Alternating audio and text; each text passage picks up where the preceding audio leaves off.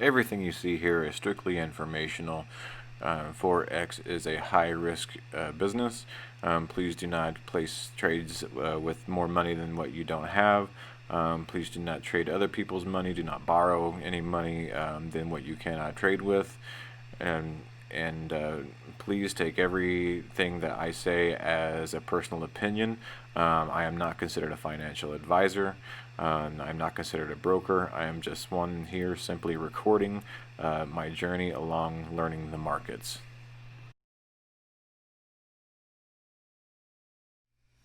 Alright guys, how's it going? I'm back. I know it's been a week. I know I'm gonna say I'm gonna post a video during the week, and I never do. Sorry for those of you that actually watch this. But I get busy. Unfortunately. But today we're gonna talk about the S&P. Talk about what happened this week, and yeah, what's possibly gonna happen this coming week. Go over what I said in my last video about the S&P. And we'll see what's going on, because there's some interesting things happening. So let's head over to the charts. Alright, so what I'm looking at now is I got the weekly chart up, and as you can see, we have, let me pull these down a little bit, we have made a new record high close for the week. So record high, and also I think it was a daily high that we closed for the day as well. Let me look at this. Let's just hit auto. Yes, we also did hit a new daily high. So, but however, we have still not actually closed above the actual high, the real high. So we've made two closes that have been the highest closes, but we still haven't closed above this 3340 area. I believe it was 3298.2 or something like that, if I'm not mistaken. You just put this little horizontal ray on the top of here and it'll tell me exactly what it is. Yep, 3098.2. Okay, so we haven't actually closed above that. So we're still fighting some resistance, right? So what's been happening with the S&P? What, I guess last week, I'll go to my chart from last week and what I was talking about. And I was predicting that we were going to at least, we'd see a pullback. And I thought we were going to, give at least a pretty dramatic pullback. At first I was pretty confident that we were going to start seeing, a big fall. And the reason I said is because I was looking at, a couple different indicators. For one, I was looking at the RSI, and it still seems to be divergent, right?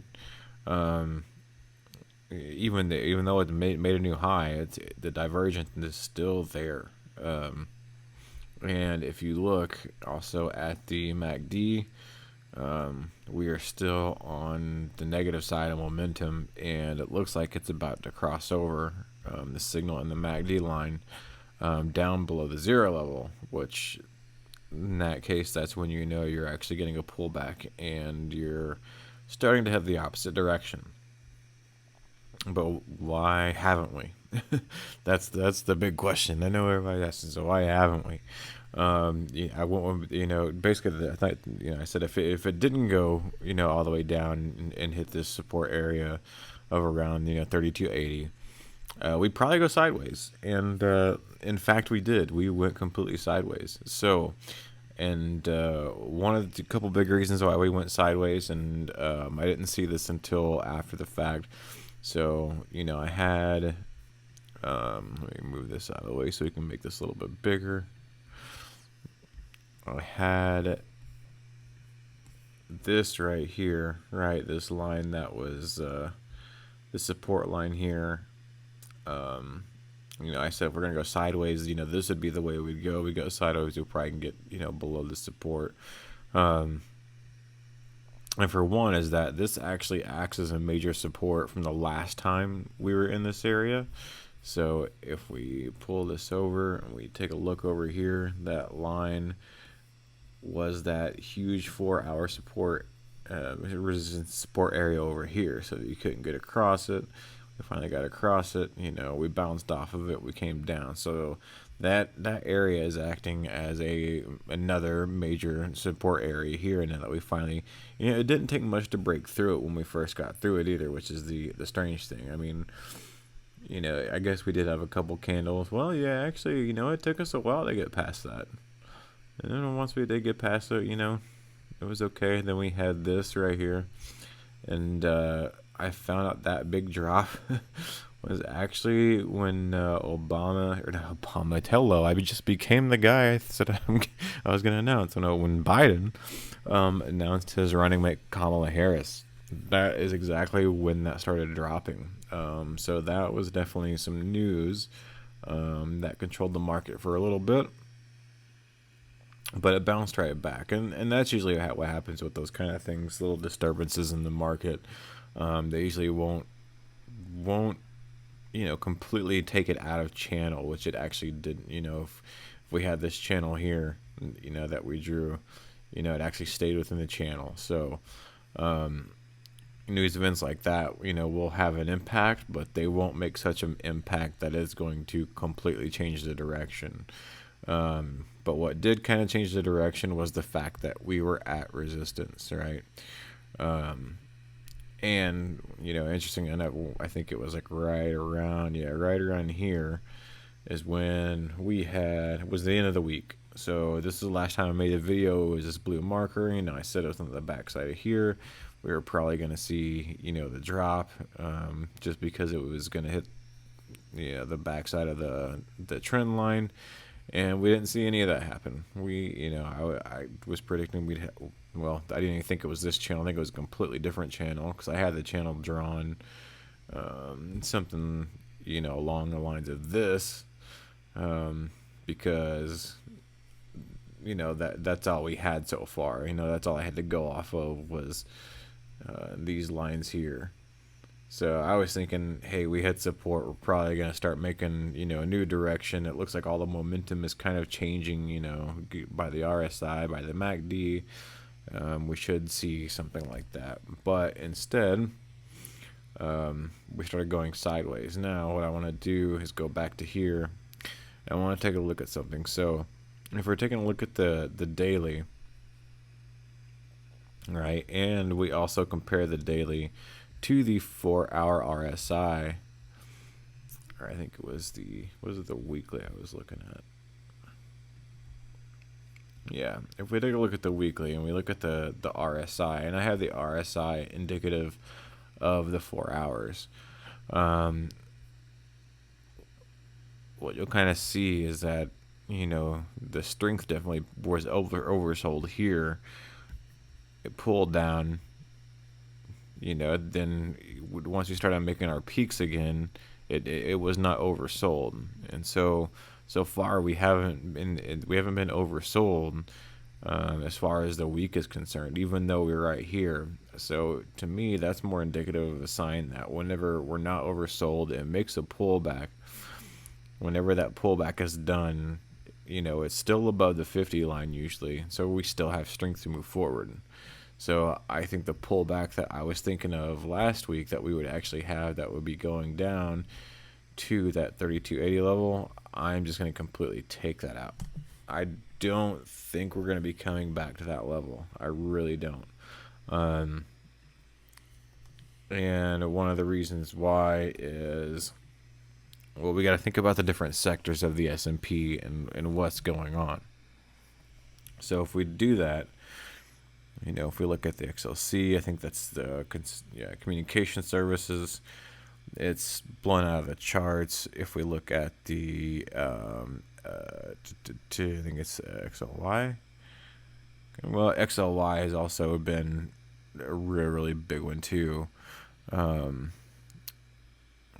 I can't remember which one it is. XLF is the one that we're definitely going to have to watch out for. just because that's the financial sector. And if financial sector is something that's going to be more indicative of the economy than anything else, but it's the technology sector, which is the XLK. All right, that's the one that's actually pretty much actually making sure the S&P is staying alive right now. And because Apple is in the XLP or XLK, and it's gonna split. Their stock is gonna split coming up on August 31st. So we still have one more week, right, of that growth. So people are jumping in of Apple, right? They're trying to get in Apple before it splits. That way, I think it's a 4-to-1 split. I read somewhere it was 2-to-1. I read somewhere else it was 4-to-1. I'm not for sure. I'm pretty sure it's 4-to-1 though. But let's see. Whatever it is, what's going to happen is that those stocks are going to split. People are going to have 4 times the amount of stock, but it's going to be worth a quarter of the price, what they had. So it's going to, technically it should still be at the exact same level, the exact same valuation. Just the price is going to drop, right? So that when that price drops, it's gonna drop fairly dramatically. But it's not going to stay there for long, because once it drops, then there's going to be everybody else who is going to start jumping in. The poor people right now that can't get in for the stop or to buy the stock, they're going to be waiting for that stock to drop. That way, when it does drop, they're going to get in. So on that day, August 31st, I believe that is next Monday, not this coming Monday, but next Monday, we should see a little bit of rattling in the market because of that. Until then, I do believe we're still probably just going to be heading sideways, only because the financial sector is not going to do so well. We have the Fed coming up on Thursday this week, so I would say see a little shake, rattle, and roll on that. If we do finally get above this 3,400 area and we close, I don't think it's going to be like we're off to the races. It's still going to be a struggle to continue moving forward. Only because there are certain sectors of the S&P that are still lagging behind. So what are we going to do and how are we going to trade this? I think that's the main question that we all should probably be wondering. Again, just what I've been doing, and you really didn't even have to do it because you saw it coming. Your fibs, right? Your Fibonacci is definitely is what's going to help you. So if we go down to up, let's say we were at the last time we had this high, right? When this came down, it hit the 50 mark. Hits the 50 mark. That's generally a good indicator it's going to continue going up. Now, whenever we had to move it again, I left it here. Predictable 618. I mean, it got down to the 71, which I always tell you guys, look at the 71 level, because that's generally where you're going to see a lot of the action happen. So I think the institutions actually pushed this down to the 71. Or at least got people, to start buying down to the point to where it was almost a 7-1, and because that's a very, very good discounted price, right?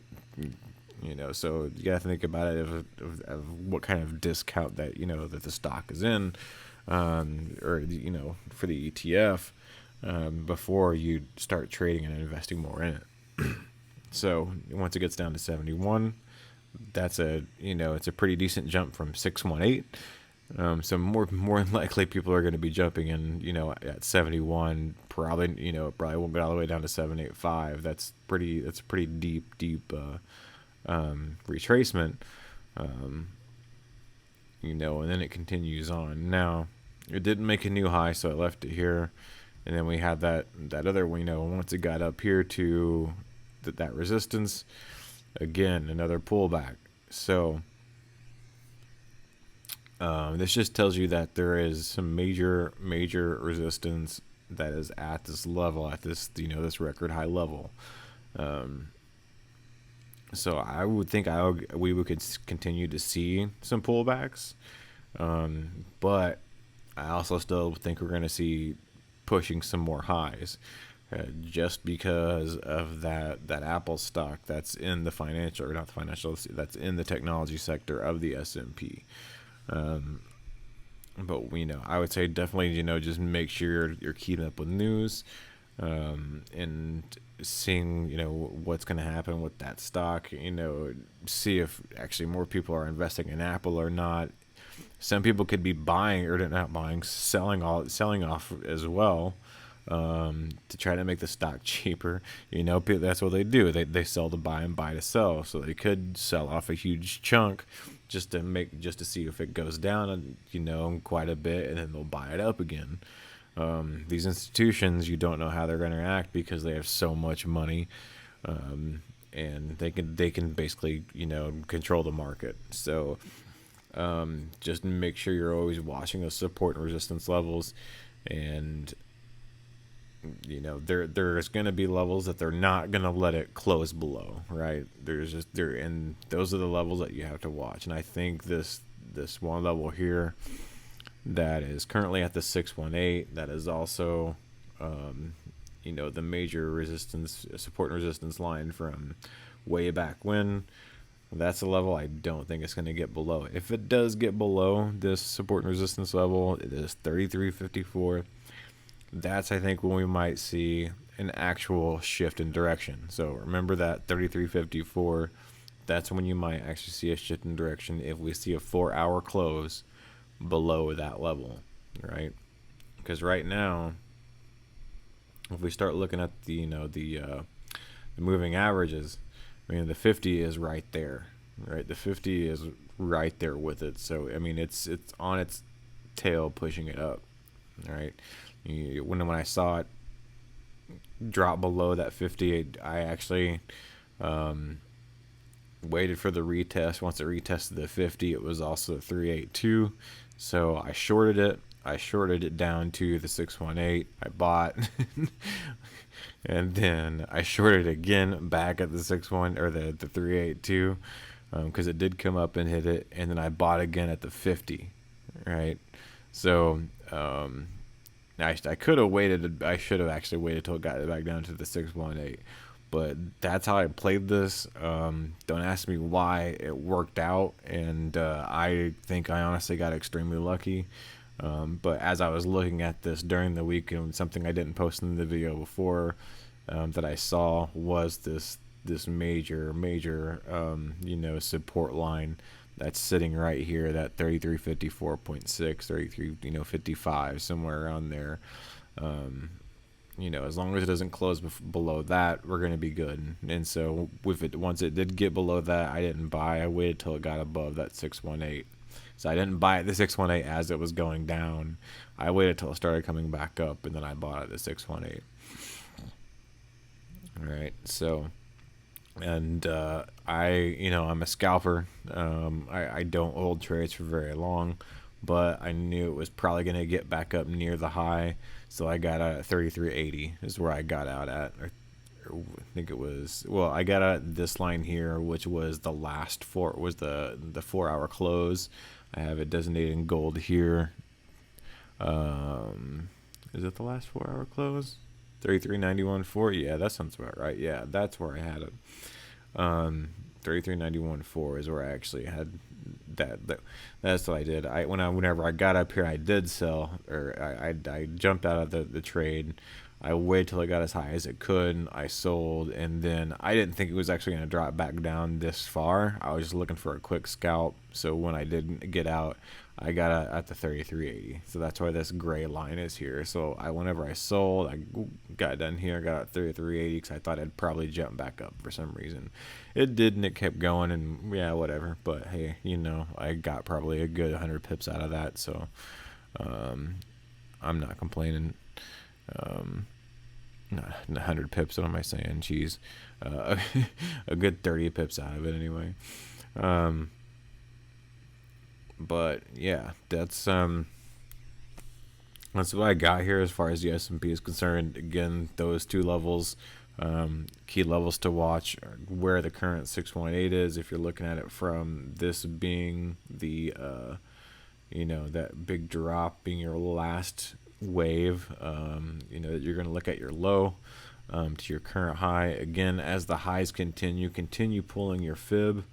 That way, in case it does drop down, you're looking at those levels, the 618, 50, and the 71. Just, I don't think it's going to get below the 71. If it does get below the 71, wait till it comes back up, over it, has maybe an hour close above it or something like that. And also beware of bull traps. All right. So when I say beware of bull traps, I'll tell you what I mean. Because once we get down to the nit grit of it, and whenever I was watching it on the 5-minute chart, it's a completely different ball game, right? So this yellow dotted line I have here, this is the all-time high, right? That 3398.2. So it made a new all-time high. Oh, I don't even have this on the right high. Oh, yeah, I do. Oh, no, I don't. Where is it? Is it over here? Yeah. Oh, yeah, because I was explaining to you guys in the video. That's why. Hello. All right, so we do have at a new all-time here right now.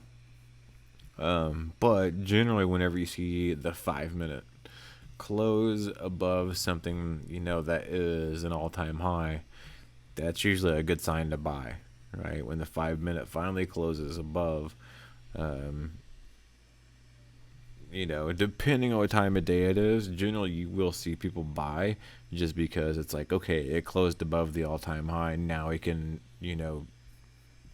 move on. Let's make a new high. I have seen it happen. It generally happens at market open, but sometimes it happens at market close too, because right around the time market close, you're gonna get another 4-hour candle that forms, and if the 4-hour candle closes up also above that, that high, then you definitely know it's gonna continue going upwards. But and this was not the case. We had the 5-minute close above, and at that point I was like, this could be interesting. I was like, it could take off, or this could be a bull trap. And I think we could see much more of that this week, more and more bull traps, and deeper pullbacks. Maybe not. I still think it's gonna.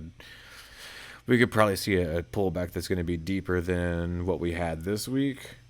Because like I said, I probably knew we were going to have a pullback this week just because, we were switching directions. All the momentum was kind of changing. But the pullback sorry for moving it around so much. This is what I do whenever I do with the charts. But the reason I thought we were going to have such a deep pullback is because there was that area that we hadn't retested. And that was this area right here, right? So this whole area right here. Well, it didn't stay long. Right. It just looks like it would be a nice, and look, it nails the 16182. So, if it was going to turn around, this would definitely be a target to aim for. Just because the fibs match up nicely and everything. So, it's another reason why I think we still could have a chance of pulling back to this area, but I don't think it's going to be this week. Yeah, it could be the following week after August 31st, after Apple stock split. We could also have some bad financials, come out on Thursday whenever the Fed speaks. Speaking of that, let's just go over the calendar really quickly. So this was last week. Unemployment was a little bit lower than expected. It didn't affect it too much, but it did affect it a little bit. Flash manufacturing, though, that was actually some good stuff. Tomorrow we got nothing on tomorrow. Consumer confidence we got coming up on Tuesday, so that should be interesting considering our retail has also been doing well. Target lows have announced record highs. As long as Amazon is still doing good, you should see the S&P continue to move forward, which it's pulling out record highs as well. Let's go into Wednesday. Let's see here. We got core durable goods orders, forecasting 1.7 durable good orders. Okay, so I would say watch those numbers in the morning. Watch the news. If we think they're going to be a little bit bigger, I would definitely try to get a good bid in before the market opens. And lastly, this is Thursday here. Yeah, this is with the Fed, so this is going to be the interesting day. Pending home sales, definitely probably pay attention to the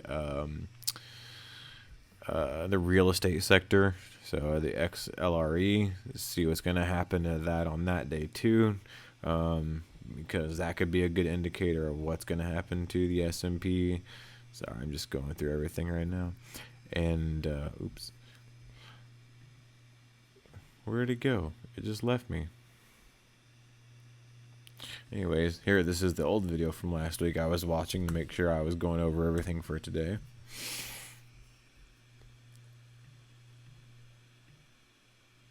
And Friday, let's see what's going on Friday.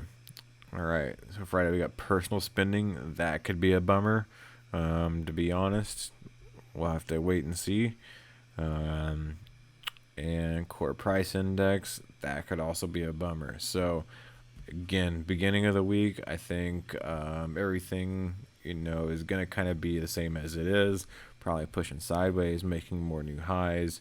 And then I would say in the middle, toward the end of the week, we might start seeing those larger pullbacks in anticipation, and probably maybe a new high toward the end of the week, just for anticipation for the Apple stock split, because institutions, they want to have that high as they can.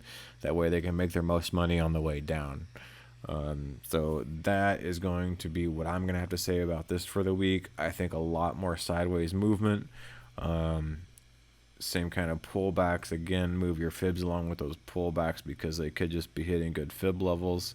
And I think we're going to anticipate probably another high by the end of the week. Even though we're going to have probably some bad news, with the Fed, an hour before the Fed, I would say be careful with, if you're longing anything, because when the Fed talks, it always seems to just bottom out. And it'll bottom out right at the last, or, just before they talk, an hour before they talk. That's generally what I see happen in the market. And also keep an eye out for the dollar, right? So it's starting to try to come back, but it has some levels it also needs to get across, right? I think these orange lines here are daily and weekly levels that we haven't been able to close above.